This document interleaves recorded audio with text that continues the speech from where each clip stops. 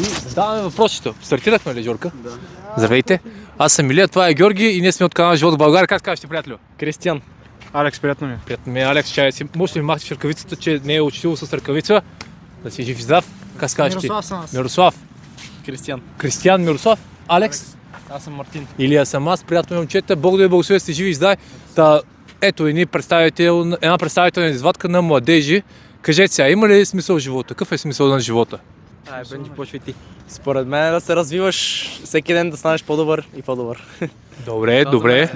Да. Според мен е да се развиваш в всичко. В смисъл имам предвид да си изпълняваш твоите мечти, да създадеш едно хубаво семейство. Много и като хубаво. следваш целите. Много хубаво, приятели с тебе. Според мен трябва да извършваш доста добри дела, за да ти се връща, без да очакваш всъщност. Добре. И като цяло да се стараеш да помагаш на другите, докато израстваш. Много ми Естествено. хареса това. Според мен това трябва да си намериш човека до себе си, независимо дали мъж или жена, това няма значение. Но да си градите живота заедно.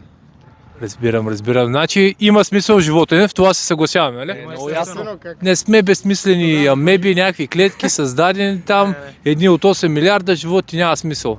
Има смисъл. каза преди малко, че съм умебал, Да не бъде. Добре. Тоест ние сме създадени да мислиме логически, нали така? Да. И ние вярваме точно в това. Ние вярваме, че не се пуснали два астероида там или не сме произлезли от маймунките, защото то не знам ли се чули по живота. Всяка една информация, при нас ви казвам нещо, не го приемайте. Разсъждавайте, търсете, опитайте. Вие сте млади момчета и аз ми харесва така младата енергия. Та мисълта ми е, знаете ли какво е вярвало цялата цивилизация, да речем Европа е люката на цивилизацията преди теорията на Дарвин? Знаете ли? Не. Тоест, как е създаден света според хората? Тоест, създател, имало е Бог, творец. И какво? Точно така. От Адам За 5 дни от седмицата, нещо такова си спомням. Точно така. Исус Христос. Много интересно. Чели ли сте Библията? Не? Не цялата. Мале, момчета, имаме подарък за вас. Ама? Вярваш съм, ама не съм от най-практикуващите. Трябва да почнем да четем. Никой не е светец. Разбира се.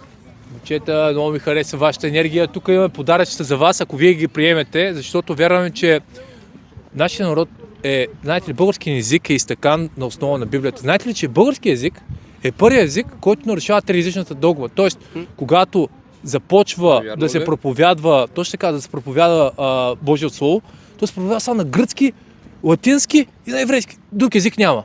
И изведнъж идват хората, създават нова азбука, нова писменост. И това е реално, дето празнуваме 24 май, денят на братите, нали? Тоест, Божието Слово. И нашия, примерно, думата здравословен. Чува ли сте дума здравословен? Знаете ли какво означава здравословен? Тоест нещо, което е полезно, нали? Съставено е от здраво слово, т.е. здравото слово е полезно за тебе. Здравото слово е полезно за тебе и за тебе. И ето сега ние ще подарим едно от подаръчета. И много благодаря, че спряхте.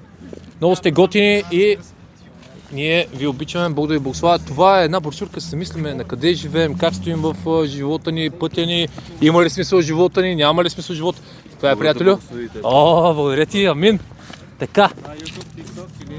Това е YouTube. Само че сега ще ви подаря Живот в България. Така, за какво е, приятели? Това е Библия. Това е Божието Слово. И това ще бъде най-хубавото нещо в живота ви. Беше най-хубавото нещо за мен. Преди 5 години, може, когато повярах. Това е. И за тебе имам, приятели, чакай. В